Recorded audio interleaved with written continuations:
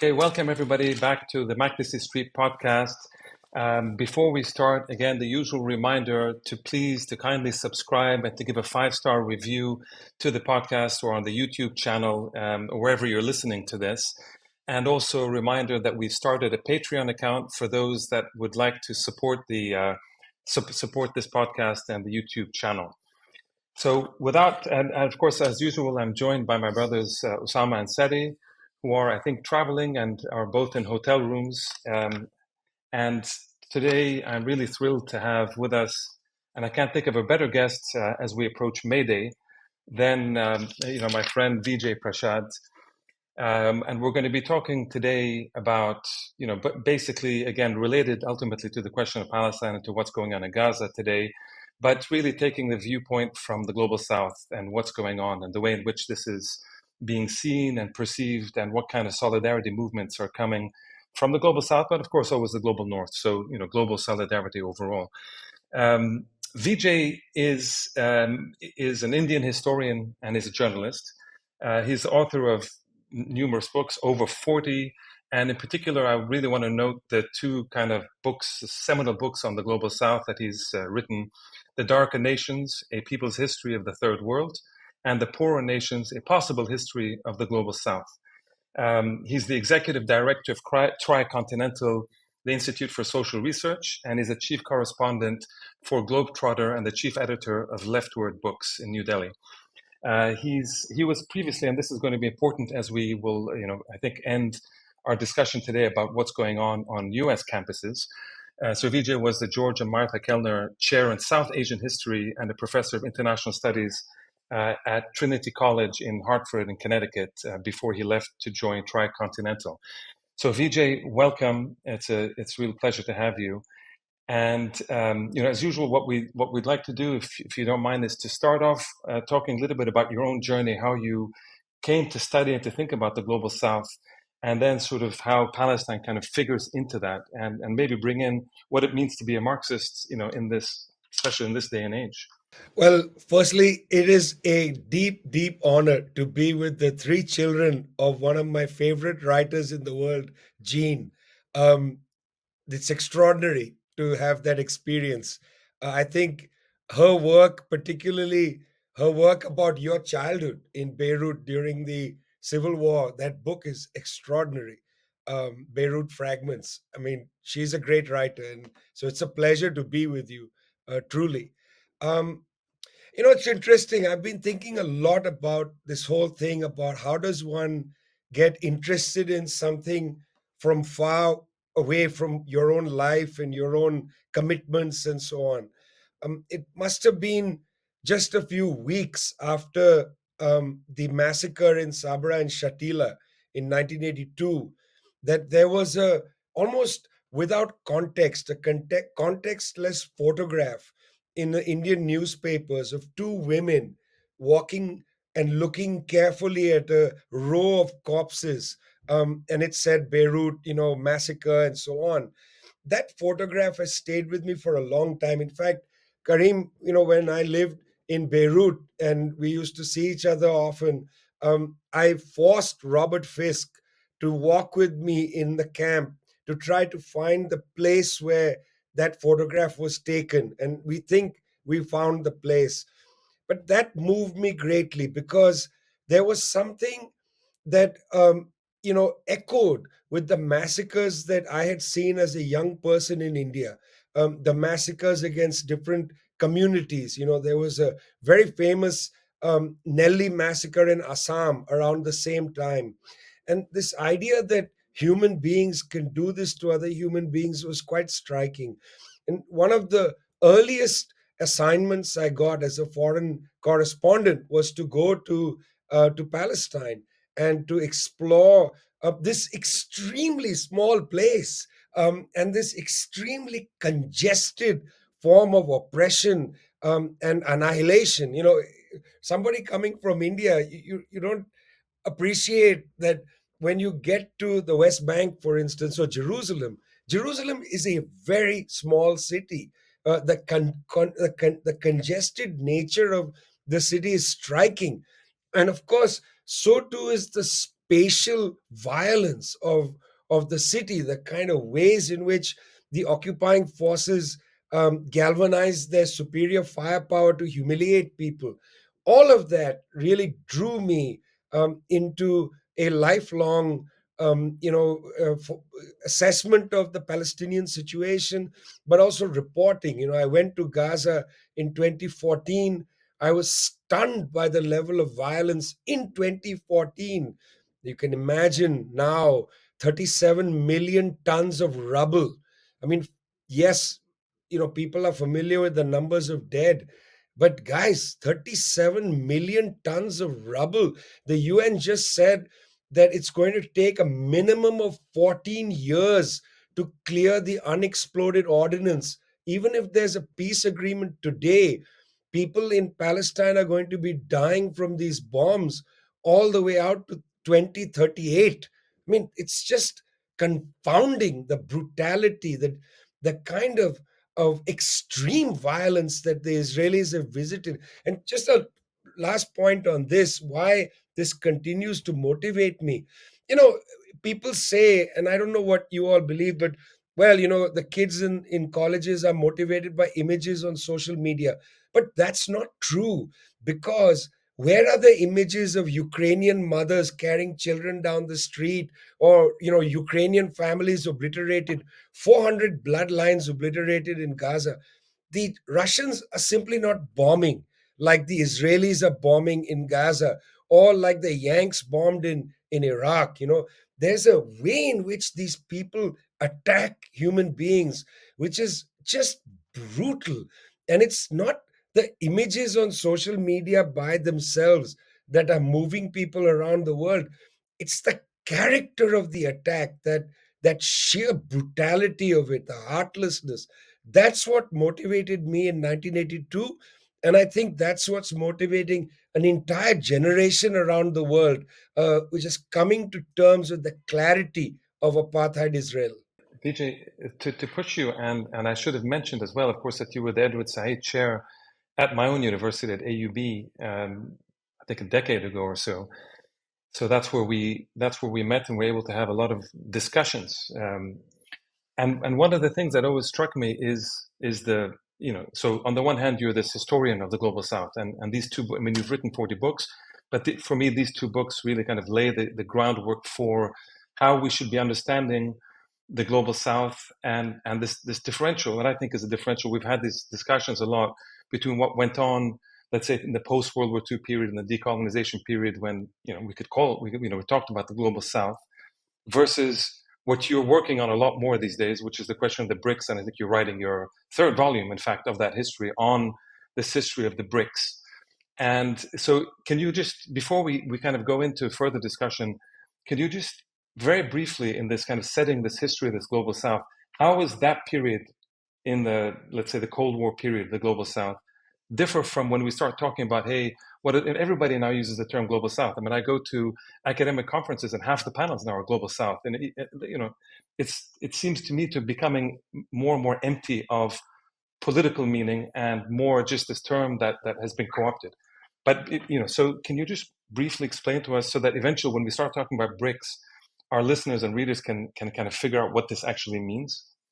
Yeah, it's impossible for people to fully grasp how central the anti-colonial ethos was in the 1940s and 50s. It's really hard to explain to people that the overarching, the captivating, morality of billions of people around the world was anti-colonialism.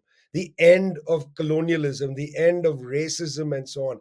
And in 1948, when the Israelis, with the absolute collision of British imperialism, British participated with the Israelis in the Nakba, the catastrophe, 700,000 Palestinians, maybe more, thrown out of their lands, ethnic cleansing, the same year as the UN Convention on Genocide is passed. Just as that's being passed, Palestinians are expelled from their lands.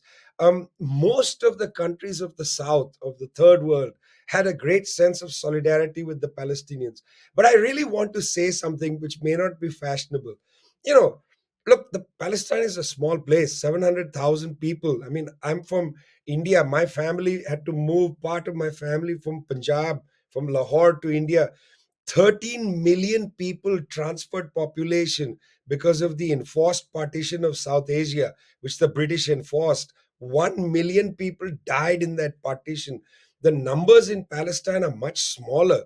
Um, and yet, there's something quite extraordinary about what Fatah and later the Palestinian Liberation Organization did. It's not about 48. It's in the 1960s. The PLO was able to make Palestine an issue comparable to Vietnam. For instance, the Sahrawi struggle, the people in Western Sahara and so on. There are many other unfinished struggles, but they were not able to lift it up to become an international struggle. Part of it was the role of Israel itself as a quote unquote colony of Europe, a kind of European outpost, as they like to think of themselves, participate in Eurovision and whatnot with a fantasy that they are part of Europe. Part of it is that. But also, you got to understand how the PLO put the struggle of the Palestinians, the Fedayeen, and so on, with the Vietnamese and made the Palestinian struggle a core aspect of third world decolonization. So much so that a country like India um, had effectively an embassy in New Delhi for the PLO. And Yasser Arafat was coming in and out of India on a regular basis. Most of the third world states, if you look at their meetings, a non aligned meeting in Algeria in 1973, at the core of their understanding of the world was the continued occupation of the Palestinian people. There's a way in which Palestine becomes so central to the third world project. All of this changes when the Soviet Union collapses. I mean, I've interviewed a number of senior Indian bureaucrats from that time, just taking India as an example. And what the Americans told the Indians is, if you want to have a normal relationship with the United States, this is what they told them directly. If you want a normal relationship with the United States, it has to go through Tel Aviv. And I must say, this is not something that only India experienced. A number of other large third world countries were effectively told directly, you want to normalize with the United States, you have to go through Tel Aviv. There's a way, a pragmatic way, in which the United States operated to effect the normalization of Israel in the realm of the third world. Now, this has different depth, and you can see it now. It has different depth. In some country, this went deeper. In other countries, it was a surface, visit to Tel Aviv, handshake, and so on, just to normalize with the United States, get better access to the International Monetary Fund, and so on. So, for most countries, this was a skin deep normalization. In fact, the residue, the very deep residue of the impact of Palestinian freedom on the third world has remained and continues to operate at different levels. Again, this is being challenged in certain countries. In Brazil, for instance, the impact of Pentecostal and evangelical religious movements has brought them into a kind of Christian Zionism. You see the same in some East African countries. The impact of US driven Pentecostalism and forms of evangelicalism has brought Israel into a kind of political idea, consciousness for people. But again, this is that sort of Christian Zionism of Reverend James Hagee in the United States. Nonetheless, it has a social impact on certain societies. But I also, in all of this, don't want to underestimate that depth of consciousness of Palestine as a key issue for the emancipation of humanity. That idea remains intact in many parts of the world, including, and here's the interesting thing, including in Japan. There was a time in the 1960s when the Japanese Red Army saw itself as a phalanx. In fact, they sent fighters to Israel. They had an operation in Lod Airport. They operated in the camps in Lebanon and so on. In the last few weeks, there have been mass demonstrations in Tokyo on behalf of Palestine. That's that depth of support. It's not changed. it's very hard for them to get rid of. Vijay, can you hear me? Yes. Could I just follow up on that point and ask you to reflect, or at least play? I'm going to play devil's advocate here in a sense, because there's a sense that in 1948, you're absolutely right. Palestine has been a central sort of ideological, emotional, ethical core to so much of third world and global South solidarity. But in 1948, as you said, it's not just the Genocide Convention and the coincidence of the Genocide Convention with the creation of Israel. It's also the UN Declaration of Human Rights, Universal Declaration of Human Rights. All these things are happening at the same time, but the third world wasn't the third world in 1948. In other words, it was still largely before decolonization, which is why the General Assembly voted to support the creation and the partition of Palestine, the creation of Israel and the partition of Palestine. And so my question, there are several scholars today who say, and I'd love to hear your feedback on this, that at Bandung in 1955, for example, Palestine wasn't really brought up, and it wasn't really a major issue in terms of third world solidarity, really until, as you said, in the 1960s. So how do you respond to those who are reading this record, let's say mischievously, who will say, well, there really wasn't much Palestine solidarity until the 60s, and then it fades away at the end of the Cold War. So it's a very limited period. And I'm wondering if you could help us think through this point, especially from a non-Arab, non-Muslim perspective. Yeah, I mean, I think it's a fair statement to try to be a little more precise. So let's, I guess, run through the chronology a little bit. I think in 1948, it's very true. You have, of the major powers that become third world players, only India, Pakistan, and Indonesia toward the end of the year attain their independence. And these are very young countries. I mean, even in 1948, India is not yet established.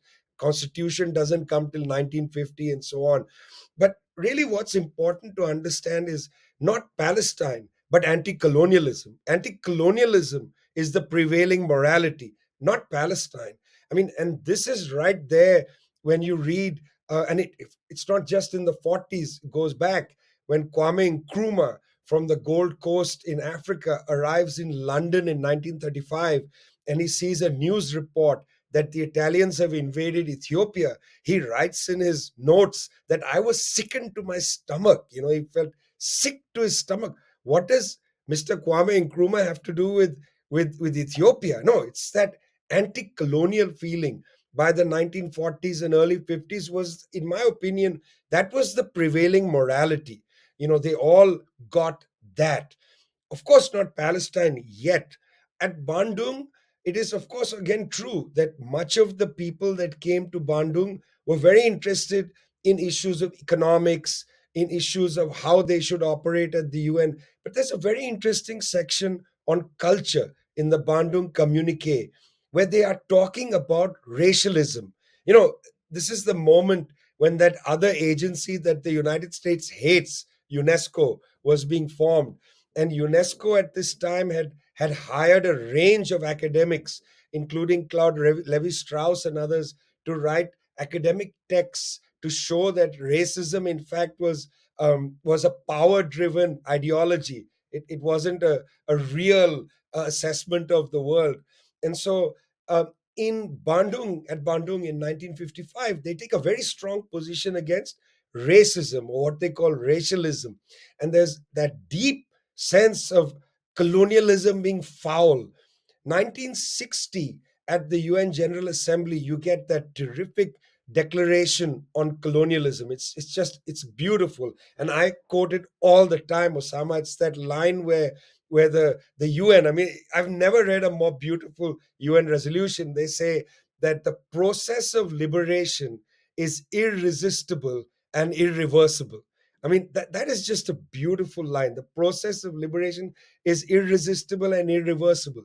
This is the prehistory, in a way, within the third world consciousness, a prehistory of the PLO then doing a public relations campaign linking the Palestinian struggle not only to Vietnam, as I had said earlier, but also Algeria. I mean, what happens by 1973, which is a good test case at the Algiers non-aligned meeting, when Hori Boumediene is the chair of that meeting, is that you have these three struggles. Algeria is the core because they won, it's in Algeria, but it's Vietnam and Palestine. And when you read the documentation and the core of the speeches, by 1973, Palestine has become a kind of touchstone of your commitment to anti colonialism. If you're an anti colonial, it's Palestine and its support for the Vietnamese. So, yes, you're right, there's a process. But you see, I also reject the view that people hold where they say, well, Cold War ends and then the support for Palestine dwindles. I don't agree with that. I think that's why I wanted to insist that there is a kind of cynical, pragmatic normalization taking place with Israel. But underneath that, there were yet, and I count myself in that, generations of people who were formed in that morality, anti-colonial morality, with a sense of Palestine as center to that. And that is the morality that, because of Israel's crimes, continued and punctual crimes, keeps producing and reproducing itself across the generations. When I watch these young people in their encampments, I see our morality, in a sense, finding new soil. It's our morality that's finding soil. You see, these young people, they are not afraid of that cowardly attack at people saying you're anti-Semitic. It's a coward who turns to a young person who says, I want a bombing to end, and says you're anti-Semitic. It's a coward who uses that argument. And these young kids look at those cowards and they laugh at them. In that sense, Osama, they have not only imbibed the morality of anti-colonialism, but they are much more confident than we were, because we were afraid when the cowards said that to us. We were afraid that we would be, in a sense, tarred and feathered with this language of anti-Semitism. They scoff at it, and I'm so proud of them, for scoffing at that kind of cowardice. Vijay, thank you. I want to just come in on this point that you're just making now, actually connecting that older anti-colonial legacy of Palestine, or Palestine's location in a wider anti-colonial struggle. And I think, other than the things you've been saying, which of course I agree with, one can see, and I know Karim has done some work around this because he's the UN expert among us, but this, the way in which that Zionism is racism resolution that was passed in 1973, or I can't remember when it was, sometime in the 70s though. So there's a kind of history you can trace of this, the situation of Palestine in the UN General Assembly, from the passage of that resolution to the undoing, the cancellation or the retraction of that resolution around the time of the end, basically the end of the Cold War, which does affirm in a way the opposite of what you're saying, in the sense that now it seems like that closed an era and now we're in a different era. So now, of course, two things, and then I want to ask you a question based on these two observations. One observation is that to this day, despite the repeal of the Zionism as racism resolution of the General Assembly, there still is, like, when Mahmoud Abbas, who's hardly, somebody who carries charisma and dignity and, principle and so forth in the way that Arafat used to do, but nevertheless, when he speaks, he gets, a standing ovation in the General Assembly, not because of him, because nobody cares about him, but because he represents Palestine. However badly he's doing it, he still does represent Palestine. And so there is still this upswell of feeling which affirms what you're saying. But when we turn, for example, we'll come back to this at greater length later on in this discussion, but when we turn to the encampments today, you know, you're situating the history of these encampments in the larger anti-colonial third world Bandung history. And I think part of that is what's at stake, but there's also, like, Palestine has become central in the US and in Western Europe, but especially the US, which is where some of us are. It's become central in a different kind of struggle, which draws on that older heritage of Bandung and third world liberation struggles of the 1960s and 70s. But it also configures it with domestic struggles in the US, like Black Lives Matter and immigration rights and land back for indigenous movements and queer rights and all these other kinds of struggles in the US. So there's a different, you see what I'm saying? It's like Palestine 2.0 in a way. Palestine, as you brilliantly said, was central along with Vietnam, even though you're right, the scales are completely, I mean, Palestine is tiny compared to Vietnam or India or these other massive third world countries, but it was always central in the 60s and 70s. It's sort of, I don't want to say that it faded, but there was a kind of, revanchist attack on Palestine in the UN all the way through the end of the Cold War and so forth. And now Palestine has come back. It's again being seen as central, not just to third world struggles, although obviously I think we all would agree that it has pride of place in third world struggles too.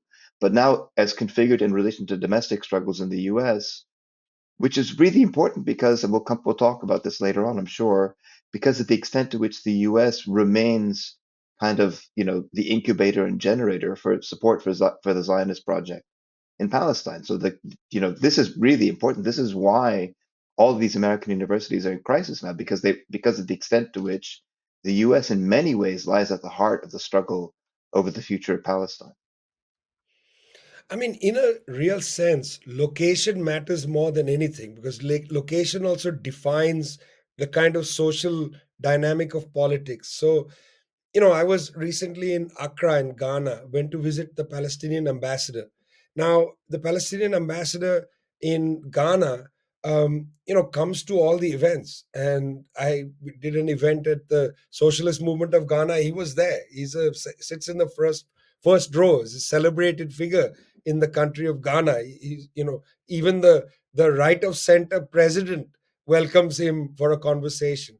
So, if you go outside the global north, whether it's in South Africa, Namibia, Ghana, and so on, the Palestinian cause actually is not it's not at all diametrically opposed to what's happening in the halls of government. They welcome them. You don't need an encampment in South Africa to push the government because the government, in fact, is much further than even the politics of the encampments. In Namibia, you don't need an encampment. The government is way out there. So in these locations, including in India and China, I mean, I had an interesting discussion the other day. People were like, why is China calling for a two-state solution or India calling for a two-state solution? I said it's interesting. 2 points.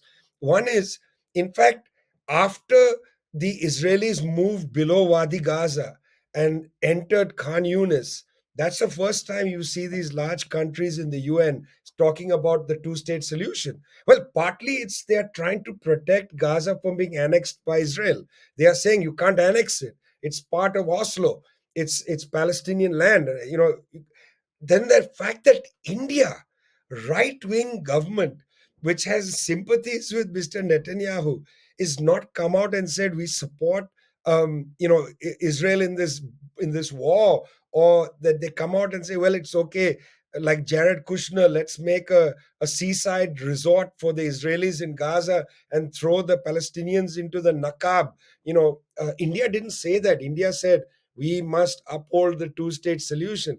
Well, in those locations, the public sentiment is vastly towards the Palestinians. And that's the residue I was talking about earlier. In India, for instance, the dock workers union voted immediately saying we are not going to load arms onto any ships. Same in South Africa, and so on and so forth. So in these countries, you don't need encampments, because the governments are far ahead of the politics in the north. And I think that's important. When people say, well, look, why are there only encampments in the north?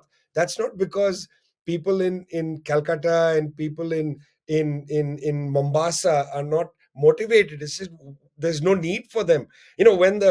When I believe it was the Ugandan judge at the ICJ voted with the Israelis, the Ugandan government condemned the judge, saying, we don't stand with you, you don't represent us. And that's Uganda, ruled by Mr. Museveni, who's again a man of the center right, if not further right. On many issues, he's a far right. Even though he was Walter Rodney's favorite student, he's a far right fellow now. So that's the issue of the location in the south. In the north, I quite agree with you. I mean, my own children are involved in these things, and it's very interesting to get reports from them about what's happening. And certainly they use a language that is unique to their location, language like these camps are nurturing or these camps are nourishing. They are also thinking about the politics of identity and well-being, and it's radicalizing them. But I've got to say, Sari, I mean, this, you're right there, but there is a kind of escalating radicalization of their consciousness. This discussion about divestment, it's a very unsafe thing for the powers that be, because once you open the door on saying let's divest, it brings up a range of issues, which is you suddenly discover that, oh my gosh, Columbia University with this former banking official as the president. I mean, they may not even have known, Sari, anything about her.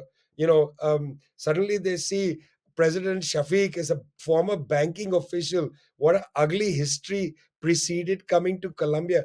All the identity trappings of woman, an Arab, all of this becomes irrelevant. It's just a banker who is this nasty, lineage. And then not only does Colombia invest in Israel, but in BlackRock and in arms industry, and the horror, the shock. This divestment thing has a way of escalating and radicalizing further. And I'm watching students. I was in Los Angeles, I spoke at Occidental College and at the Claremont colleges just a few weeks ago. And I was very interested, particularly at the Claremont colleges, right after the students had been suspended, removed from the hall, arrested and suspended. Very interested to see how they have become increasingly anti-imperialist, not just in terms of Palestine, but a range of issues. They wanted to discuss other things. What should we read and so on? And I found that very interesting because you can't control, in a way, the tempo of radicalization. And this issue of divestment, as I say, once that scab is lifted, there's a lot of interesting things underneath. Vijay, can I just ask? So on a couple of points. One is this: what? So it sounds like you're saying that right now we need to rethink global South and global North geographies. I mean, that older sort of decolonization age, the third world age, because you're saying there are students who are protesting throughout the global North. It's no longer just global South and global North. Something we need a different kind of maybe vocabulary. But then just to push back a little bit on India, since you said the image that we get, or the perception, is that in fact the BJP and the Hindutva movement in India is in fact virulently anti-Muslim, which it is, and therefore allied with Israel. And so you're saying there's still support for Palestine. Can you help clarify what you mean? Because it sounds, I mean, are we getting the wrong information, or is there in fact still is there a mass popular support for Israel or for Palestine or for both, depending on where you are in India? Since India was such a key location of all anti-colonial struggles during the Cold War, during the anti-colonial age. Can I add, Vijay, before you reply, can I just add to this question? Because I think this is something that I've been thinking about too. You made this, I think, very important point that I want to emphasize, which is this notion of the U.S. as the global South was kind of falling apart politically in the late 80s and then 90s, inserting in many countries, even those that had nothing to do with Israelis, really, in any kind of direct way, they would kind of insert this normalization. So we're not talking about now Saudi and UAE, but I mean, it's sort of other countries that are really sort of distant from this whole conflict. And they would insert this notion that you have to normalize the Israelis, you have to increase trade, you have to open embassies, you have to do all this kind of stuff. If you want to deal with the empire, if you want to deal with the U.S. and the kind of the larger Western world, I think this is important, and that I think what you're saying is that didn't create that gap on the popular level. So the kind of politics that takes place, we can't just look at the official policies. But I did want to push what Osama is saying here, which is to say, okay, India is a particular point that I think you're obviously the ideal person to kind of talk to us of what's going on in India. But you could maybe increase that to other countries that are pushing to, Brazil, not under this president, Lula, but the previous president, and this kind of shift in global North and global South to this kind of right wing that sees perhaps in Zionism this sense of the ideal state of ethnic purity, of kicking out the so-called immigrants or whatever they want to call them. and creating an ethno-nationalist state. And so, the Hindu nationalists in India, the equivalent, whatever they are in Brazil, all these different kinds of places, and in Europe, of course, in the US, and all these different kind of alliances that are happening on the far right. How do we sort out these locations, and where do we build solidarities? I mean, how do we in the Arab world, for example, or in Lebanon, or where do we see where the Indians are on this? How do we connect? Yeah, so there's three ways in which these things can be understood. The first is what I talked about earlier, the pragmatic thing. Yes, the United States made it very clear to India in 1991, 92 that the road to Washington goes through Tel Aviv. This was met with some reluctance, in particularly the foreign ministry. That whole ensemble were just not familiar with this. They didn't like it, but they went ahead with it. The government then was a centrist government, not a right wing government. In 1998, India exploded its second nuclear weapons test. It was a very large test in 98. The United States has an amendment that kicks in that prevents the government from selling certain kinds of weapons to a country that is a proliferator of nuclear weapons. So, not because the US wanted to, but they couldn't sell India some weapons. But what was made very clear was you can buy the same weapons from Israel. So, after 98, and this is still the pragmatic level, India began to import a large number of US style weaponry from Israel. This was largely because Russian weapon sales collapsed after the end of the USSR. So that's the pragmatic level. India began to buy weapon systems, began to buy surveillance technologies, which they couldn't get from the US because of the Pressler Amendment and so on. That's a pragmatic level. Secondly, is the programmatic level. At a more programmatic level, the Hindutva forces, the ideology of the Bharatiya Janata Party, the BJP, and so on, they are a deeply programmatically, emphatically anti-Muslim political formation. That's their formation. That's how they are formed. When they have ascendancy in the 2000s, particularly when they win the election in 2013 and have governed since then, this force has developed a very close affinity with the Israelis at a personal level, but also in terms of trying to bring resources of different kinds, surveillance, logistics, etc., to go after, say, Kashmiris in Kashmir, to go after what they call infiltrators across the border, and so on. They have a programmatic linkage with the Israeli government, and particularly with the far right Israelis. It started with Sharon, and it's now deepened with Netanyahu. So there's the pragmatic, there's the programmatic, as it were. At the level of program, they have a certain unity. But there's a third element to this, which I think is pretty important, and that is that there is a kind of muscle memory of these earlier traditions, not necessarily, again, pro Palestinian, but anti colonial. There's a muscle memory. It's important to remember that, for instance, when the United States wanted to use India to bomb Iraq in 2003, the Indian parliament said no. There's a very old tradition which is really deep in the institutions and in sections of the public, quite influential public, that is against a complete paralysis of Indian sovereignty. So when the current foreign minister, Mr. Jaishankar, was asked recently, he's the foreign minister of this programmatically anti-Muslim political formation. He was asked, shouldn't India join the NATO plus? And Mr. Jaishankar said, we don't believe in the NATO mindset. It's a very interesting statement for an Indian foreign minister of this government to have made, but that represents this other side of it. In India's largest farmers organization has signed on to BDS about 5 or 6 years ago. India's largest student organization has signed on to BDS.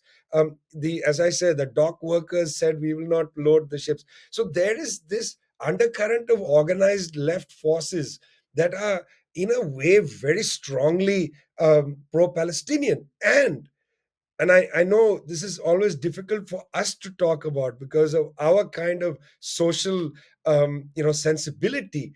But there is no question that in the last decade or so, Palestine has increasingly become an important issue for Muslims around the world. And India has probably the second largest Muslim population in the world. About 120, 130 million Muslims are in India. After Indonesia, it's India and Pakistan. So that's 130 million people roughly who are in some way committed to upholding the voices of the Palestinians. You combine the Muslim population with some of these other currents, the farmers, the students, and so on. We've got hundreds of millions of people in India that are actually actively and vocally pro Palestinian. Now, that's a challenge, fellas. This is different from the Israelis being able to march into Jenin and just open fire and kill 10 people and leave. I mean, the Indian government will have a hard time enforcing a kind of view over 200-300 million people who are resolutely pro-Palestinian. So I mean, I get it how people sometimes have a almost lazy understanding of these countries, Brazil or Argentina. Javier Milei now, the government of the right, is completely pro-Israel. He walks around with the Israeli flag. But within Argentinian society, without the Christian Zionist, he is without a base on this issue. In Brazil, Mr. Bolsonaro, in fact, voted with Israel in the UN General Assembly. Actually, that was a very big break for Brazil. But that's because his base, again, are the Christian Zionists. It doesn't go beyond that. So actually, I feel confident that when this ceasefire comes in Gaza, which will have to come at some point, and so on, then one will have to see what will the BRICS type countries do. Will they try to drive a different kind of agenda? I was disappointed repeatedly when the Western countries decided to defund UNRWA. I thought at that moment, the BRICS countries should have just come in and said, we'll finance it. It's not such a huge amount of money. I was disappointed with that. And it actually is a good indicator of their political weakness right now, their lack of confidence to act directly and confrontationally against the West. I mean, the South African foreign minister made a very interesting comment, and it's, I think, something people need to consider. Naledi Pandor said, look, why can't, and obviously she knows why, okay? She's not naive, but she put it in this rhetorical way, which I think is very effective. She said, why can't the military forces of countries neighboring Gaza just ram through the gate and, bring in trucks and feed people? And why can't they defend the trucks? And I think obviously we know why, right? Hello, General CC, oh, sorry, President CC. We know why. But I thought it was extremely effective that she said this in a rhetorical way like that. Why can't the militaries?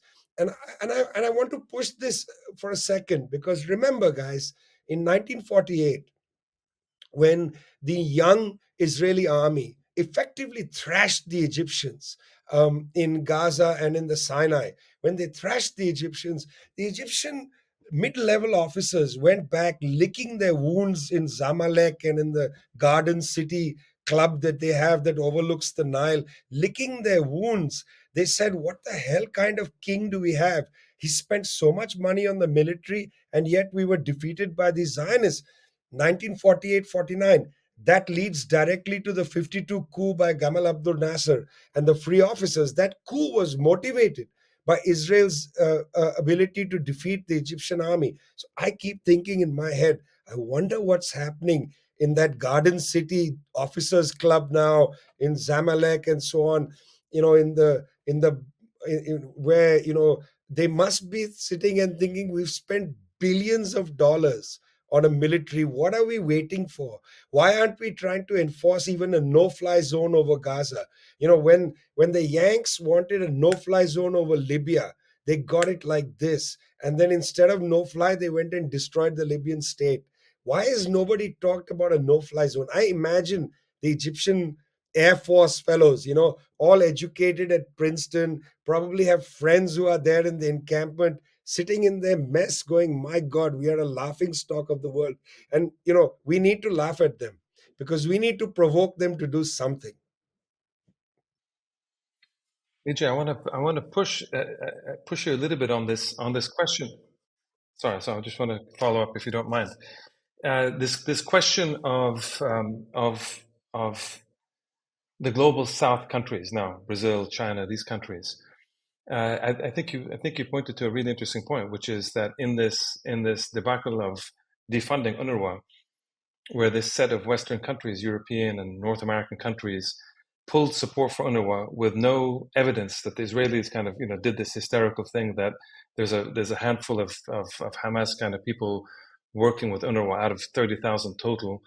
And of course, as usual, the Israelis were lying, and we all knew this instinctively, but we also knew that these Western countries had cooked this up secretly as a way to distract from the International Court of Justice provisional genocide ruling.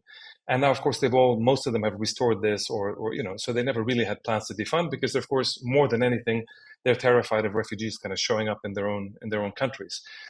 With this aside, why? I mean, it's a very interesting question. Why didn't the global South countries? It's not a lot of money. UNRWA budget, not a lot of money in the grand scheme of things. Why didn't Brazil say we're willing to fund? Why didn't China say we're willing to fund? Why didn't some of these countries say we're willing to fund? Again, we're not talking mass amounts of money, even symbolically. Yes, it would be stepping on toes, but this would be an extremely powerful statement that would go beyond just kind of discussions. And Vijay, you and I have written about these kinds of things in the past at the UN and questions, why didn't they propose responsibility to protect? I mean, Brazil was one of the leading countries that was pushing a different form of responsibility to protect, not the Western NATO style, but the more, let's say, kind of global South style response. At least to my knowledge, they haven't really pushed it. Certainly nothing vocally. At the Security Council, Brazil was at the Security Council. Yes, they were good in the sense of but they the reality is they did not push. They were very polite. They were very they made nice statements and they supported Palestine, but it was all too polite. And that's true of most of the global South countries there. They're saying the right things, but they're not really doing anything. They don't want to confront the U.S. So can you push us a little bit more, explain this? Is this just cowardice? Or is this, that was the first question I had asked you, and I wanted to kind of get to it, your analysis of what this political movement from the so-called global South to the so-called BRICS. And maybe you can explain what BRICS is, because I think people don't know what it is necessarily, but is this just a kind of more technical political thing where, okay, we're a bunch of big countries, and frankly, we don't really give a damn about these kinds of wars and things that are going to drag us down and give us a bit of trouble. We just want to develop, and to hell with the rest of you dragging us down, whether it's Yemen, whether it's in Palestine, whether these kinds of shitty countries that just kind of there's a lot of political capital. So can you sort of talk to us about this? Well, Karim, the first thing is, in fact, just to set the record straight, Brazil did say that they would help cover the UNRWA budget. Lula did make a speech about that. But that's not, it doesn't change the point you're making, to which I think there's a number of things to say. The first is that I think we have to recognize that of the share of global military spending, 75% of it is spent by the NATO plus countries. United States is almost 50% of global military spending. US spends $1.53 trillion a year. China spends 10% of the global military spending. Russia 3%. I mean, this is just to set the terms of what comes next. When South Africa took Israel to the ICJ, and this is the second time South Africa has done it. The first time was in 2002 when they took Israel to the ICJ on the apartheid wall and they won.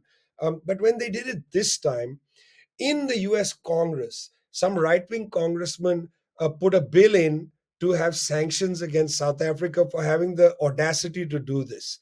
I found that very interesting. How dare you? We are going to punish you for stepping out of line.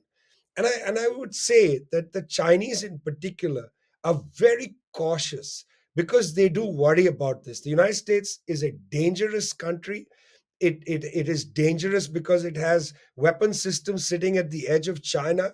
The United States, people may not know this, has blockaded the Eastern Mediterranean. In fact, let's say the Chinese decided to send a ship to Gaza, it couldn't get, they'd have to take permission from a US flotilla, which is effectively blocking the Eastern Mediterranean. This is an issue that the Gaza flotilla is trying to negotiate with them now. I mean, it's so hypocritical. The West saying that Ansar Allah and the Yemeni government are blocking the Red Sea. Meanwhile, the United States sets up these blockades wherever the hell they want, and they've set one up in the Eastern Mediterranean.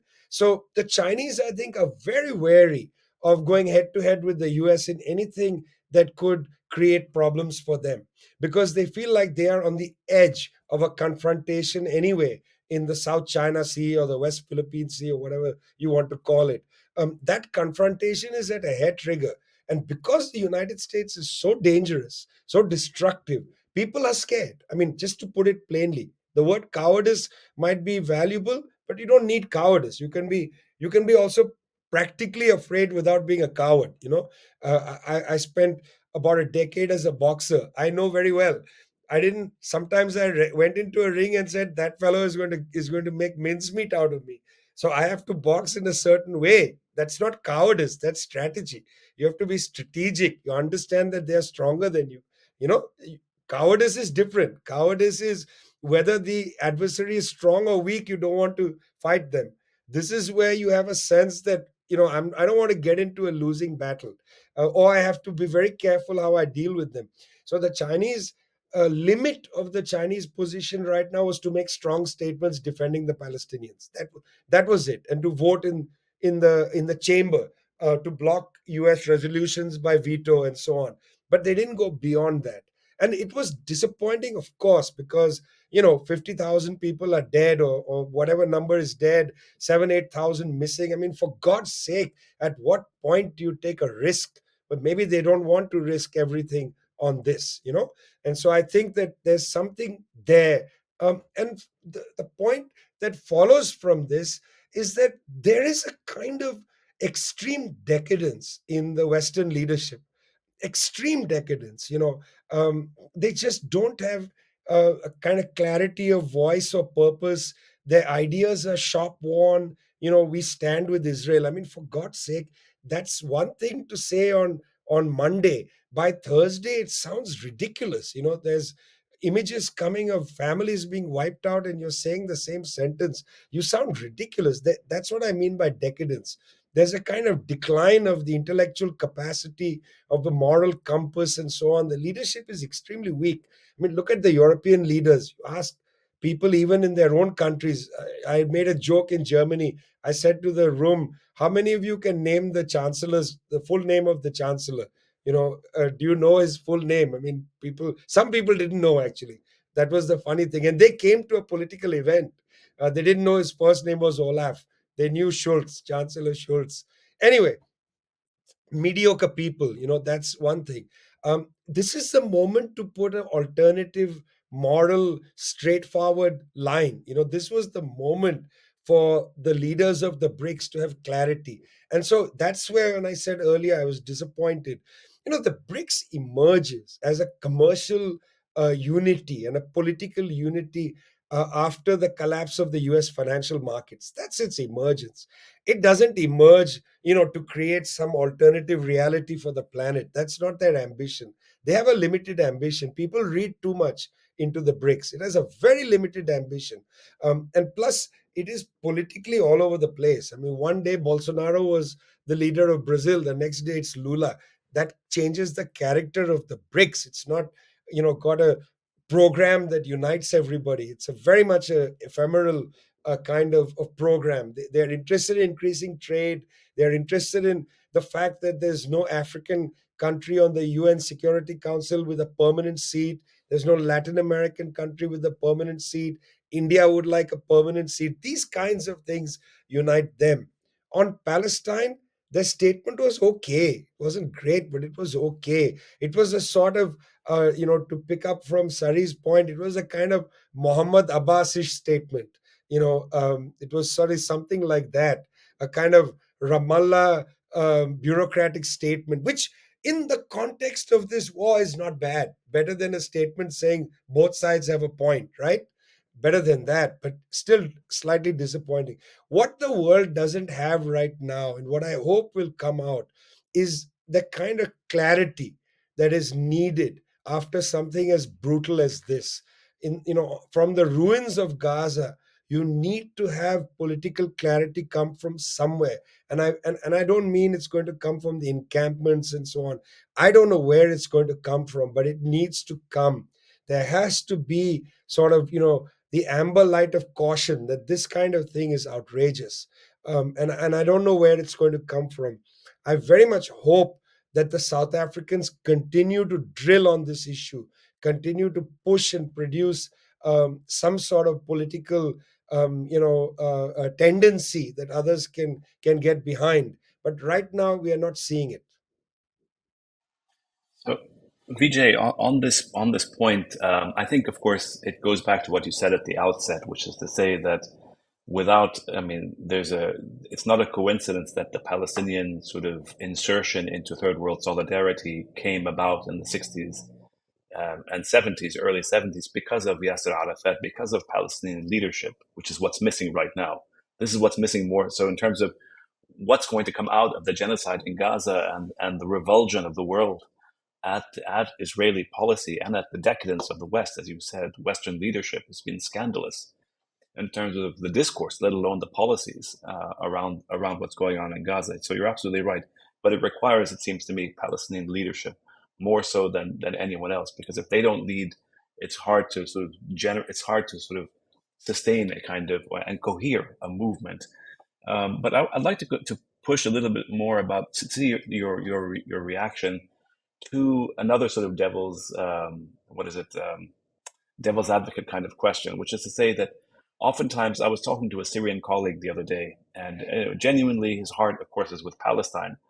But he said, Osama, you can't understand how much the regime in Syria, the government in Syria's use of Palestine, as well as other sort of repressive states' use of Palestine, has sort of alienated people in the core sort of Arab region, let alone in Iran, let alone in other countries. The use of Palestine alienates support for Palestine. And I'm wondering, to what extent is there a danger? I mean, I think that's exaggerated in the sense that I think, as you said, it's a core issue. But how do you help think through this question of how despotic governments have used Palestine, and then people then say, well, it's the problem is the fact that Palestine has become a political football, and it alienates support. So I'm wondering how you respond to that. I mean, I actually think the framing of that question is more about the frustration the person has with what happened 10 years ago in Syria than on the specific core issue of the Palestinian struggle. Look, every government uses popular sentiment to try to rally support for themselves. That happens all the time. You don't need a political issue. You can use a sports team's victory. You are a repressive government, your players go off and win some sports thing, and you decide to celebrate them. Are you utilizing them as a political football, or are you merely mirroring popular sentiment, celebrating them as the people want them to be celebrated? This is a very complicated issue, and it's a case by case issue. But I think the person talking to you is reflecting more their own frustration with the Syrian events of 10, 12 years ago than the issue of Palestine. I mean, what is the implication of that? Tell Mr. Assad, please don't stand with Palestine. I mean, is that what is one saying? I mean, that would be a curious outcome of this form of the. Obviously not. I mean, we want everybody around the world to come to this issue because the people are there. I mean, when Mr. Recep Tayyip Erdogan organized that 1 million plus rally in Istanbul, yeah, people said, well, he's using Palestine. Actually, that may be, but also 1 million plus people in Istanbul wanted to come out and stand with the Palestinians. So there is a way in which that's also becomes a top-down approach to these issues. When the government in Indonesia called for a massive rally in Jakarta, 2 million people came. You can't tell me that the government is using Palestine to shore up its legitimacy. People wanted to come because they wanted to say this is outrageous. Yeah, so I really sympathize with the person who said that to you, but I think they are talking about something else. Here, at a moment like this, and again, Osama, what are we talking about? We're talking about an extremely small, the Palestinian global population is not large, it's a very small population. But we're talking about an issue that epitomizes decolonization. I mean, that's the key thing that I was trying to argue earlier, that Palestine is in a sense, the exemplar of a deeper philosophical and moral commitment that the billions of people in the world have. And it's uneven because, for instance, this didn't apply to East Timor, as an example. It didn't apply to the Portuguese colonies. When the Portuguese colonies started their independent struggles in the 60s, 1961, and so on, they had a much harder time building global support. And we've done this a number of times in a different way over this hour, but the Palestinian leadership, the PLO, I mean, whatever people think now, even retrospectively, of the PLO, what they were able to achieve in the 1960s is absolutely remarkable. After the 67 war in particular, it was impossible for a left wing organization from Japan to Chile, impossible for a left wing organization not to mention the word Palestine in their political materials. It was impossible. Even, and that is even till today. I don't know any left wing organization today that doesn't axiomatically stand with Palestine, or in their political program say, blah, blah, blah, blah, Palestine, end capitalism, Palestine. That is an achievement of the Palestinian people. And when the prisoners released their letter, you remember the prisoners' letter, it came around the time of the call for BDS. The prisoners, the political prisoners in Israeli dungeons, wrote and said, listen, we need to come up with a project. They have jailed the leadership of the Popular Front, of Hamas, of Islamic Jihad, of Fatah, of everybody, maybe except some people who are allowed to be president of the Palestinian Authority. The rest of the factions, their leaders were in jail, and they said, we have to have a project. What is the Palestinian path ahead? It's one thing for people around the world to say, we stand for Palestine. The question is, what does Palestine mean? If I say to you, I stand with Palestine, what do I mean? So you see, we are at a place, Osama, and I think this is important, where people who are pro-Palestinian then say, well, we let the Palestinians decide whether it's a one state, two state, three state, whatever. But what does that mean? Who are the Palestinians? Where is the instrument of Palestinian freedom? And that, I think, is now going to once again return as an obligation of the Palestinian people within 48, in the 67 occupied Palestinian territory, in the diaspora, and so on. What is the path forward? Because solidarity is one thing, but is my solidarity merely to end Israeli genocidal warfare, or is my solidarity for the establishment of Palestinian freedom? My solidarity is for the establishment of Palestinian freedom, and that has to be articulated by somebody. And hopefully, exactly as you say, there's a requirement on the Palestinian side to produce a leadership adequate to that task. Vijay, thank you. That's. I mean, obviously, we sign on entirely, and in fact, we've had a couple of episodes of this podcast talking about, for instance, the PLO, the future of the PLO, the way to reform the PLO. Because you're right that the a kind of organization that could reunite all of the different sub-constituents of the Palestinian people, those in 48, 67, and exile, and so on, that's desperately needed. I want to come back, however. Um, just a question to question a couple of anomalies about, because since you're a historian of empire too, right? So, and it's come up a couple of times in this conversation, this particular point. But I want to make first of all, I want to make a general point and then a specific point. The general point is that when we look at the history of empire, and again, this came up in our conversation already today. Part of what's interesting about Palestine is that 1948, the Nakba happens in 1948, just as other countries are beginning to decolonize. So it's like Palestine represents a kind of like it's colonialism going into reverse gear. At the moment, everybody else is at least beginning to find their path to liberation. Palestine is settled and colonized, and it goes backwards to back closer to the 17th century in a way than to the 21st, like for so much of the rest of the third world.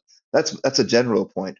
But then there's a specific point, and I don't know that these things are related. Maybe they're just coincidental. I don't know.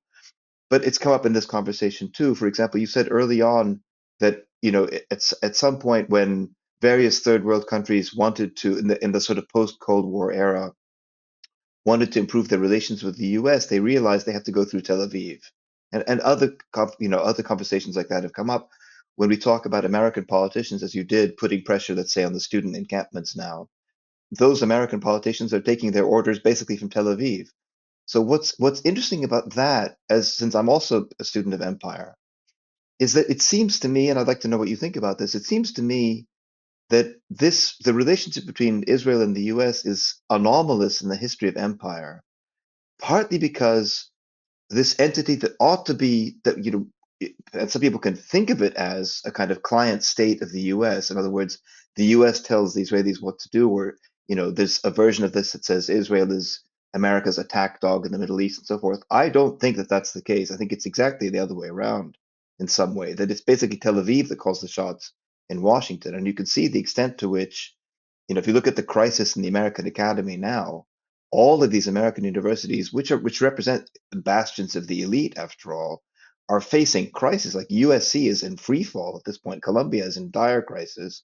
Other universities, Harvard, I mean, all these are these are the bastions of the elite, after all. They're all in free fall, not because of internal American pressures, or not only anyway, but because orders are coming down from Tel Aviv that's pulling all of these the donors and the politicians and the journalists and so on. And it's to me that seems kind of crazily anomalous. It's sort of the equivalent would be, in London in the 19th century, well, orders for what's going to happen in Westminster come from some Maharaja in Kashmir or something like that. It's like it doesn't in the history of empire, it's strange for the so-called client state, for the small party to have such incredible influence, not to say a stranglehold, over the imperial center. So I was just wondering what you think of these anomalies in the history of Palestine, read in the larger history of colonialism. Well, three quick things. One is the coincidence of timing is really interesting because 48 is also the year of the establishment of the apartheid state. And in fact, the stories of South Africa and Israel are parallel because, in a way, the Oslo Agreement, the great surrender at Oslo, parallels the transfer of power in South Africa, which also was a kind of was a transfer of power. It wasn't really a change of the structure. It's very interesting how these two countries have this affinity, and the apartheid South African regime in fact worked closely with the apartheid Israeli regime on the nuclear bomb and all kinds of other things. The entanglements are unique in a sense. um you know for years Noam Chomsky and I, we don't disagree on much, I must say, because there's a lot of things we don't talk about, like Lenin or the role of the Soviet Union. We just never talked about it. But on Israel, there are two things we have talked about, and we often disagree on it. One is, of course, on BDS. He has his own theory and understanding, and I respect it. I don't agree with it. I immediately understood the value of the call for BDS. It seemed to me the necessary next step. In the early 2000s, after the second Intifada, it seemed like what to do now. I mean, the Israelis have such a grip on Palestinian society. What to do? Must weaken the Israeli grip. Otherwise nothing can move inside Palestine. Okay, BDS, right? Seemed to me logical, but he felt uneasy about it. Anyway, the second debate with Chomsky is over, does the dog wag the tail or does the tail wag the dog? And we would sort of go back and forth on this. In a way, what I feel, and I don't know if this is even a valid opinion, but my feeling on this, and that's why I use the word feeling, I haven't looked at it too closely, is in many ways Israel is very much just like a state of the United States. It's like a very powerful part of the US. It's not even like a different entity. I mean, if you travel in the occupied Palestinian territory, so many of the soldiers are born in the United States. They speak with US accents. I had the misfortune of being detained near a settlement at one point, and these settlers all came running out. They love to come out to throw stones at people. All of them spoke with an American or Australian accent.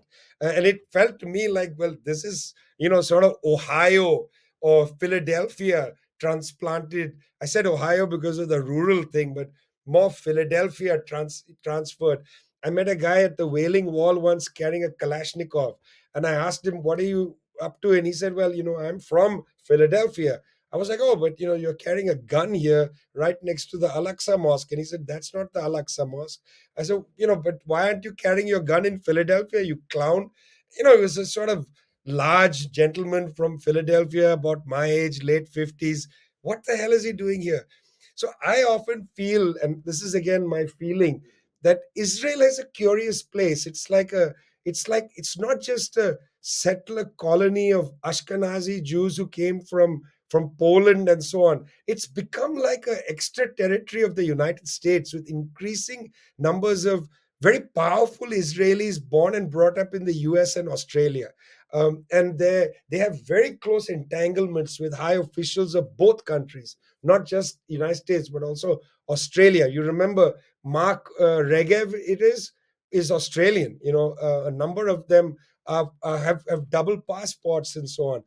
So this question of tail and dog, I agree with you. If I was to choose who's doing the wagging in this moment, it looks like Israel is calling the shots. It looks like that, and that's largely because of the kind of ineffectual public relations posture of the US government.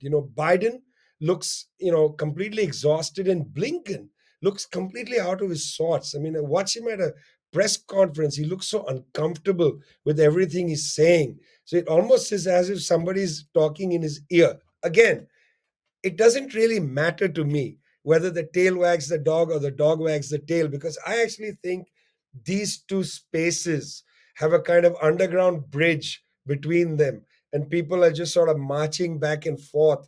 And the US establishment, and I don't mean the religious section because they have other plans for Israel, but I mean the national security section effectively sees it as a big, giant aircraft carrier sitting off the coast of Syria. I think that's how they see it. It's like a giant military base for them, and for the U.S. Jewish community, it's a way to just circulate ideologically and so on. You go for birthright, you might go and work there for 4 or 5 years. You circle back and forth. Israelis come to the U.S., American Jews go to Israel, and they're back and forth. It's like another part of Florida. You just sort of go back and forth, New York to Florida, New York, Florida to Israel.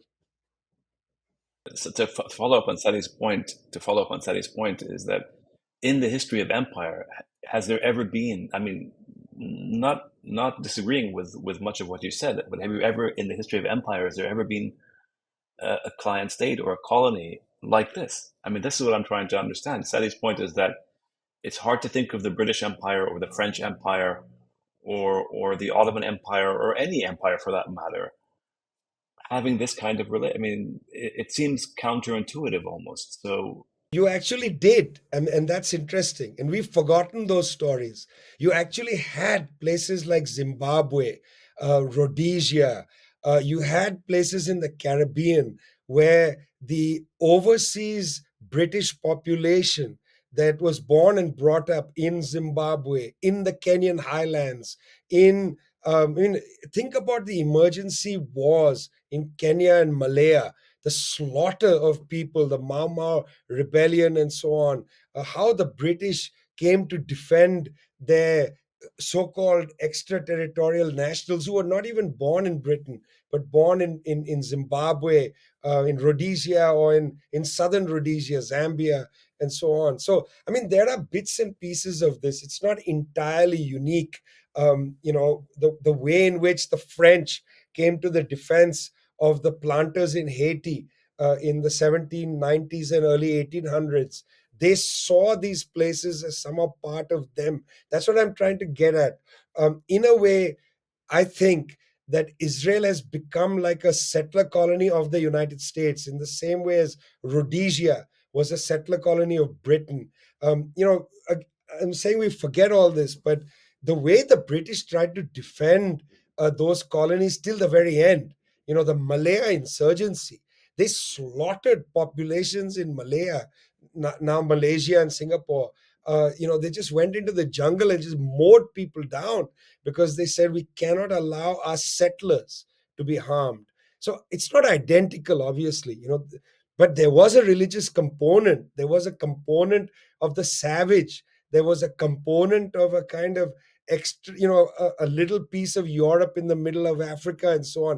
They used that language. So I'm not saying it's entirely unique, but I also, of course, won't say because it was a different period, and travel to these places was different. I won't say it's identical. It's not unique nor identical, but there are hints of similarity, of empires taking land, putting their people on it and seeing everybody else as savages, and then from far away defending it till the very last minute. And when the settlers left Rhodesia, they burnt their cars, they destroyed their swimming pools, they wouldn't let the Africans get access to that stuff. They ruined the electricity wires and so on.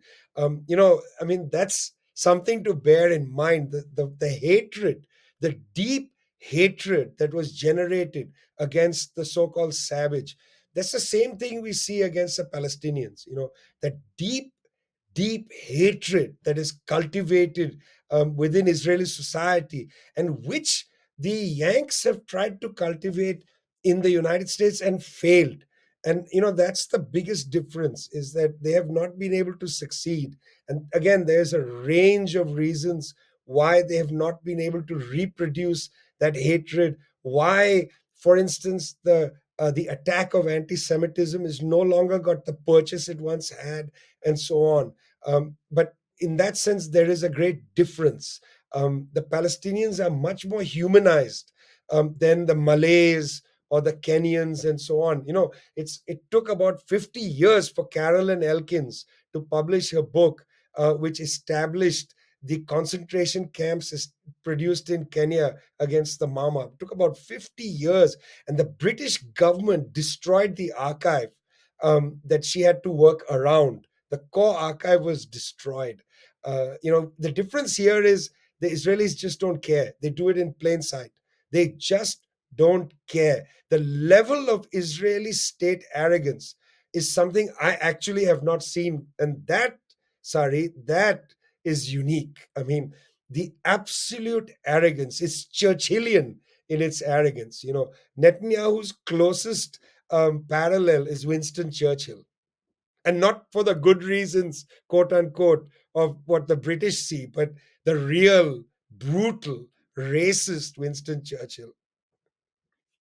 Yeah, Vijay, obviously on that, of course, we agree with you, about the racism of the Israelis, and you're right also that the dehumanization of the Palestinians, there was a certain moment for it in the US up to a certain point, but it never permeated total American consciousness. And now what we see on the contrary is an intensive rehumanization of the Palestinians.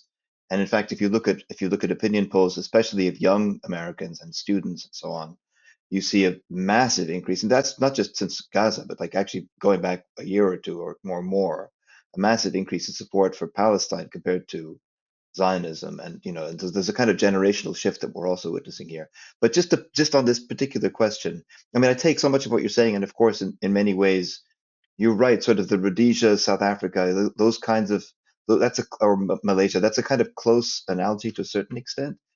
Except that Israel isn't a colony of the U.S. It never was. Like it wasn't a U.S. settlement. They didn't send. So people sometimes say it's like the right wing forces in France aligning with the Algerian Pied Noir at the very end of right before independence for Algeria.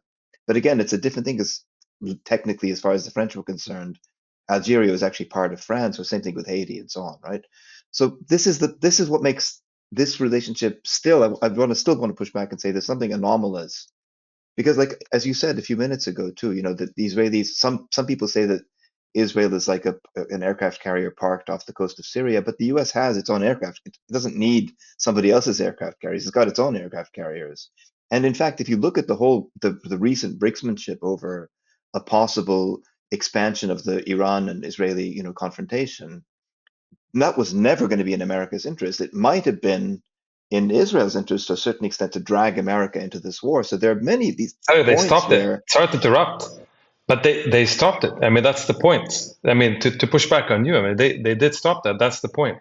who stopped it? As soon as this, the Americans said no, we don't want a regional war. They've been saying this, and every time this idiot Netanyahu comes out of his thing, they've allowed a total green light. Do what you want in Gaza, genocide, kill, do what you want, but you can't do it so much in the West Bank, and you can't do it in Iran. Yes, but so there are points. So there's points where it comes to it where the U.S. finally says no. But like going back to the Iran nuclear accord, there are other things where what Israel is doing is not in American national interest, and it actively undermines American interest. This thing was a crisis where I don't know who finally got hold of Blinken and those guys and said, no, this is ridiculous. It's getting out of hand. You've got to call these people back in. So at some point, yes, it's true. America can press, and we all know with a one phone call. I mean, Reagan did it famously in 1982. Bush did it to a certain Bush the first did it to a certain extent when I forgot what the issue was, but he said he wasn't going to allow debt extension or something like that. So there are certain moments. Eisenhower, of course, in '56. I'm not saying that the U.S. doesn't have power, but it generally relinquishes its power to the Israelis, except when in particular moments when they'll say, no, that's enough. We're going to draw a line here. But generally, I mean, as Vijay said at the beginning of this conversation, if you want to go to Washington, the path to Washington goes through Tel Aviv, which is extraordinary. And as my brothers know, we have another conversation with another guest from a different part of the world who said pretty much the same thing. If you want influence in Washington, you have to go to Tel Aviv because Tel Aviv calls the shots. Now, it's not extreme, it's not absolute, but the dynamic just seems so distorted compared to those other moments of empire. That's the point I wanted to make. DJ, before you get back, let me push back on my brother. Just let me push back one last time because I want, because it's related to this point. I mean, Sari and I have had this discussion in previous, in all sorts of ways. But one of the points that I want to push back on and ask you as well is that while this is true, I think it's and Sari, your point, I think it's exaggerated a little bit. And I also think that the discussion that we've had, and it'll come out later about the question of the Gulf and what's going on in the Gulf, what we've arrived, and I want Vijay, I want you to address this. I mean, it comes back to the question of global South and BRICS, etc. Is the demise of America? I think what we're seeing here is the demise of America. I mean, it won't happen overnight, but at this point, it's I don't think one can argue anymore that we're in this kind of demise of America. So it's opening up not just globally with BRICS, but even in the Middle East. Different actors are coming out. So when the Saudis and the others are looking at this, they're saying, do we really still need to kind of deal with Israel? Is that really still the issue now?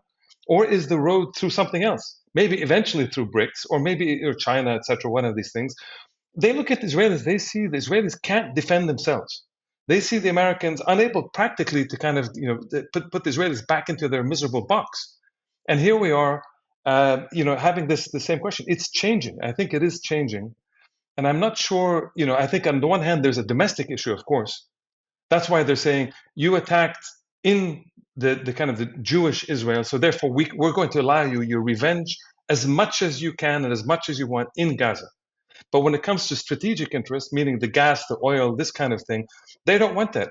They're not even letting them attack, Lebanon, so to speak, beyond a certain point because there are gas pipelines in the East Med, and they know that Hezbollah and others can also hit these gas pipelines that are being developed. The Americans are now sending in, it's not a coincidence, they're sending in, they want to set up shop on the Gaza shore, for whatever reason, but also because there's a massive gas infrastructure that's outside of Gaza shores, and they don't want the Palestinians to have sovereignty over those gas resources. In that case, you don't need anybody to talk about UNRWA or sources, etc. If you're able to pump that gas money into a Palestinian state or a Palestinian, whatever you want to call it, it's there. The Americans want to block that. There's a strategic interest. So I think it's mixed. There's a domestic issue that allows them to say, go ahead and genocide in Gaza because you dare to attack the Jewish Israel as they see it. And then there's the strategic interest, and I think they don't always align. I don't know, Vijay, if you agree with that. I mean, look, sometimes we also get into our tunnels and we see things in a certain way. To be honest, it's very interesting. At the last G20 meeting in Delhi, the Indians, the Saudis, the Emiratis, the United States, and the Europeans with the Israelis came up with this cock and bull idea of building a Middle East, India, European corridor, trade corridor, which was go from Gujarat and Bombay to Dubai, from Dubai up Saudi Arabia into Israel, and then from the port of Haifa go to Greece. That was supposed to be this brilliant India, Middle East, Europe corridor. Okay, but the motivation for the corridor, by the way, you see, in our circle, we were like, this is stealth normalization between Saudi Arabia and Israel. But actually, what motivated the whole thing is the United States terrified of China, and the Indians coming in saying, yes, we also want an alternative to the Chinese Belt and Road Initiative. So this is how we're going to go. And by the way, it's an Indian businessman, Mr. Gautam Adani, who's very close to Mr. Modi and has benefited in an incredibly cronyistic manner from Modi, who owns the port in Gujarat, who has a stake in the Dubai port, who owns outright the port in Haifa, and who owns two ports in Greece. So this crony capitalist was going to be a principal financial beneficiary. But what was motivating it largely was anti-China. And then, of course, October 7th happens, and this idea goes up in smoke. But a lot of the motivations for the Gulf Arab states, especially the desert Arabs, is around the question of China and how to position vis-a-vis China. I mean, the Saudis, Mohammed bin Salman is quite capable of moving from being the butcher of Yemen to, the closest ally that the Chinese have. I mean, the journey that this gentleman is taking in his thus far brief life is extraordinary. I don't know if you listened to his speech he gave last year, where he addressed some of his brethren and high officials in Riyadh, where he told them that, listen, my ambition is to make the Gulf the next century's Europe. In other words, the crossroads of world trade. We are not going to be a petrol pump anymore. We are going to be the caravanserai of international trade, for which we have to understand our place there. They are not. Didn't even mention Palestine once in that speech. If you look at Saudi 2030, the big document produced by the Saudis and McKinsey, you can just download the PDF, go to the search function, type in the word Palestine. Tell me what you find. I'll be interested to hear that. Completely irrelevant to them.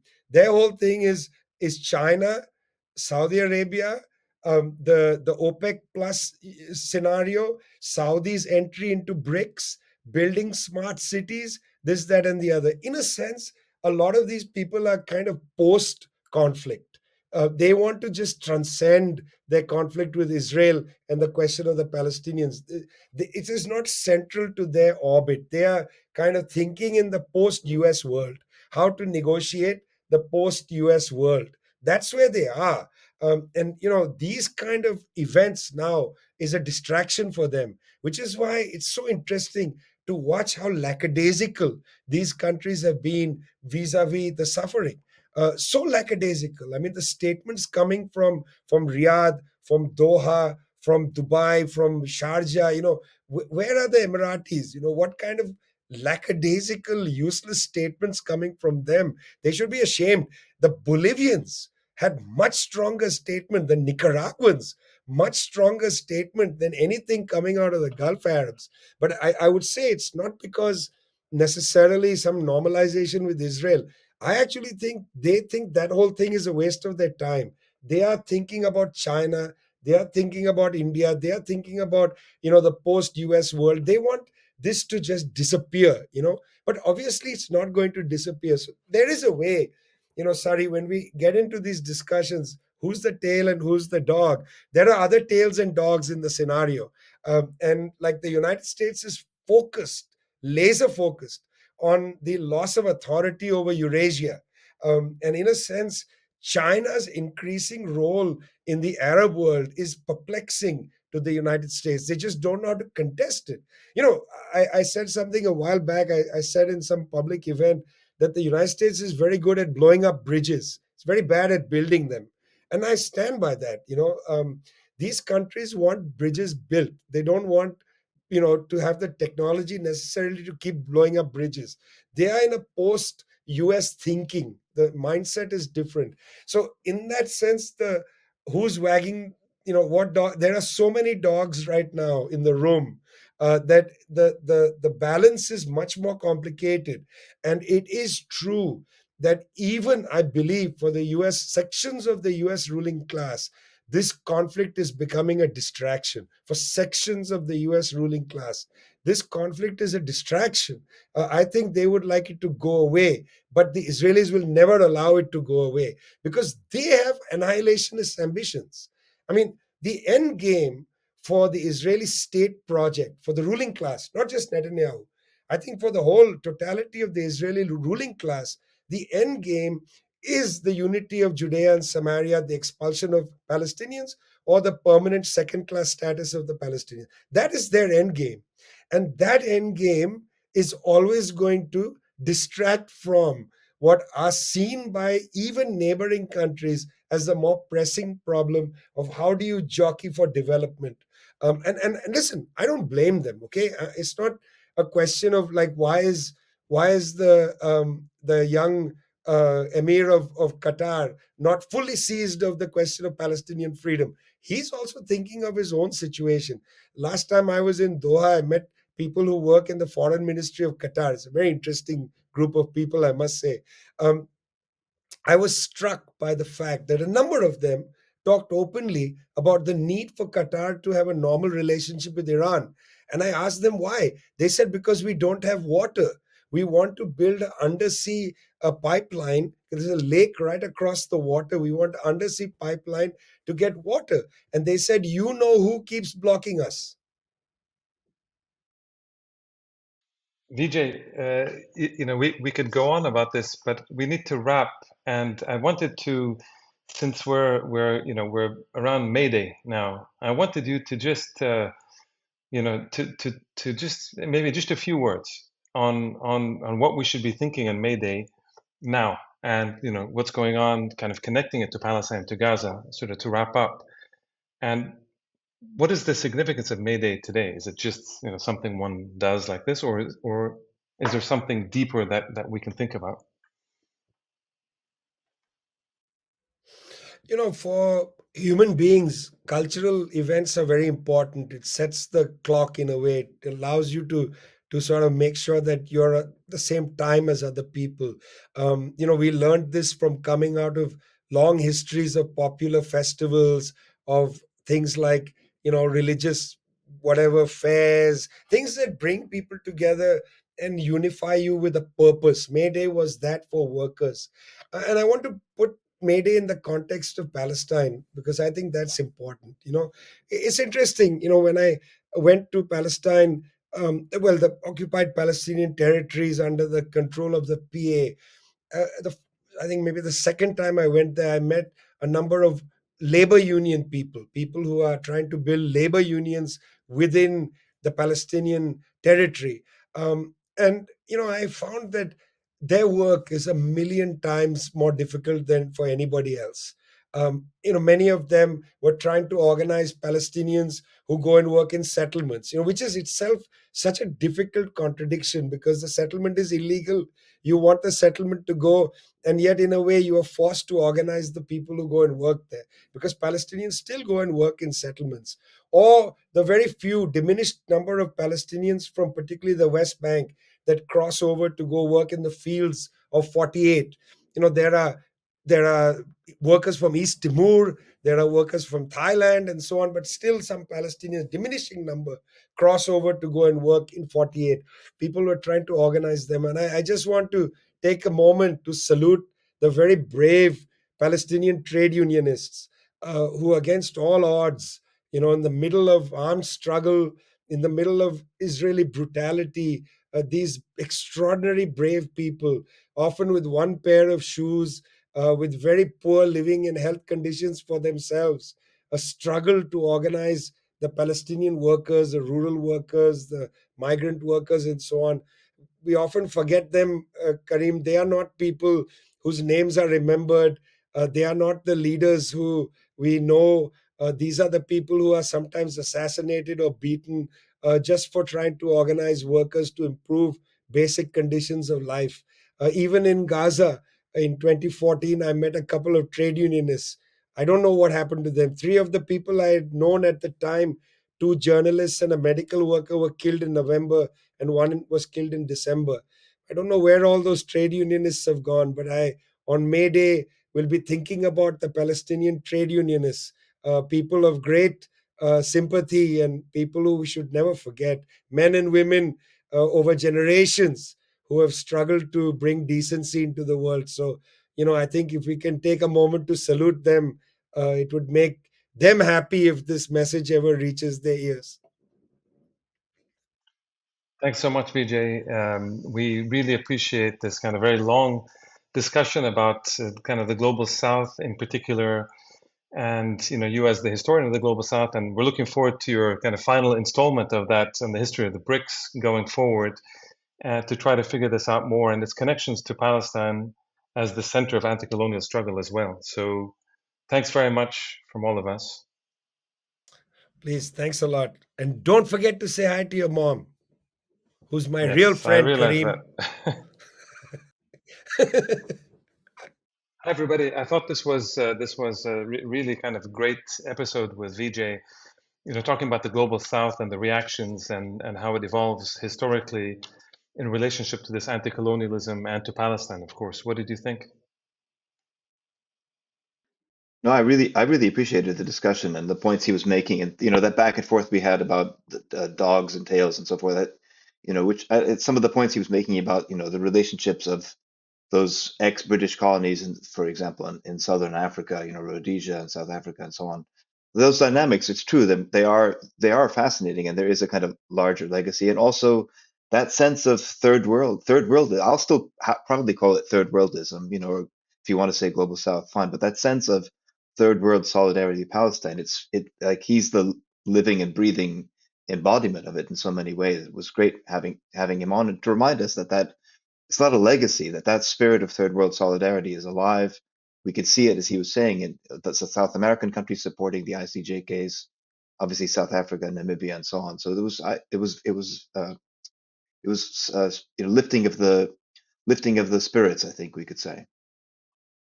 Yeah, I agree. And there were so many different avenues that we could have explored further in terms of the question of third world solidarity, the contradictions, the development of Palestine, the centrality. I liked his answer. I really appreciated his answer about the charge that Palestine gets used by various governments. And of course, the point is, well, it's used because, of course, it's popular. And anyway, so I appreciate what he said about the third world solidarity and the centrality of the question of Palestine, and how his answer to the charge you often hear, especially in the mischievous Western media, this idea of saying, "Oh, Palestine is just used," and by people who are close to power and who want to placate those in power, who always say, "Oh, Palestine is just used by the governments of Syria, Iran, China, whatever, blah blah blah, all these other countries." And of course, they always miss the point. Yes, they're used. It's used because it's a real issue, and because because people can understand what justice and injustice is.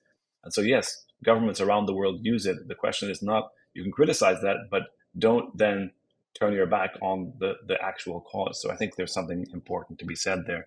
I think the only question, Karim, and Sari, is the question where he said he really made I would say, a hopeful argument about the case of India, where he says, on the one hand, yes, there is the rise of the BJP and this sort of this fanatical right in India, anti-Muslim movement and government. And on the other hand, he's also saying there are hundreds of millions of people in India, whether it's Muslims or labor, who remain. He said he called it muscle memory. I don't know if it's. I mean, so it sounds like he's saying it's muscle memory. Yeah, from that older legacy, but not among the Muslims. It's not muscle memory. It's something else. So it's something that needs elaboration and thought, because this was where all of us, we have this debate and discussion amongst ourselves, which is basically, is Israel's sort of shedding of its liberal image, which Sadi, you've talked about a lot, is that simply the mask falling off, or is it that Israel is shedding one mask and basically making a bet that the world is turning to a more fascistic, right-wing, ethno-nationalist, supremacist world, where all the discourse of the post-World War II order is coming apart, and therefore this is the winning horse. The winning horse is right-wing ethno-nationalism. You see what I'm saying? As opposed to you're always suggesting, Sadi, that Yeah, that's their they're bet. losing because they're losing. Yes, and you suggest that they're losing because they're losing their liberal mask, and their bet is that they're not losing. They're just switching. They're trading in the old horse for a new one. Yeah, I realize that's what they're trying to do, but I think it's a mistake. I don't think that's, if you look at the incredible encampments all around us in the US, it's evidence to the contrary. This is not, there is still compassion, support, love, solidarity, allegiance in this world, and it's still there. And they're very mistaken in their attitude, but I'm glad that they're making a mistake. Any final words? Yeah, no, for me, I think I think this is, I think there's so much more that we can discuss. And one of the important points that I got out of this was this important historically, the way in which, as the Cold War kind of ends and the kind of early post-Cold War period where the Americans insert the Israelis and their kind of normalization into what was the global South as a kind of precondition to enter into the neoliberal world, basically, is I think what he's trying to say, and to kind of benefit from all these agreements and etc. And then now we see this having extended to the Arab world, and now we see this is the condition for entry to, through the Trump deal, through the Abraham Accord, through all of these kinds of things where you cannot, the ones that are, if you look at the countries that are not part of the Abraham Accord, i.e., from Iraq to Lebanon to Syria to all these countries, total, utter destruction. It's not the only reason, but these guys are totally destroyed, and the ones that are joining are at least in principle to benefit from it. The Moroccans benefited from it. The Gulf is supposed to be benefiting from it, and Sudan, for their own reasons, as a military kind of ruling elite, benefited from it. And so this thing of normalizing, but at the same time, I think I insist that we need to bear in mind that as with the demise of the U.S. in this case, is this normalization? Does it still carry the same weight as it used to be? And let's see how this unfolds. And I think that was interesting for what Vijay was talking about when he was talking about the Gulf, even Qatar and Saudi Arabia, that they're no longer, for our purposes, it's not a good thing. They're no longer interested in Palestine as such, that younger generation of leaders. But at the same time, they don't really care about the Israelis either. And maybe they're no longer, the issue of precondition is no longer, it's there, obviously, it's important, but it's not as compelling as it was maybe a couple of years ago or 5 or 10 years ago. Anyway, we'll be talking about this more, and we have a podcast that will soon come out that focusing on the Gulf. So we'll talk about this more as well. So thanks, guys, and I think we should wrap up. Thanks, guys. We'll see you soon. Thank you. Thank you.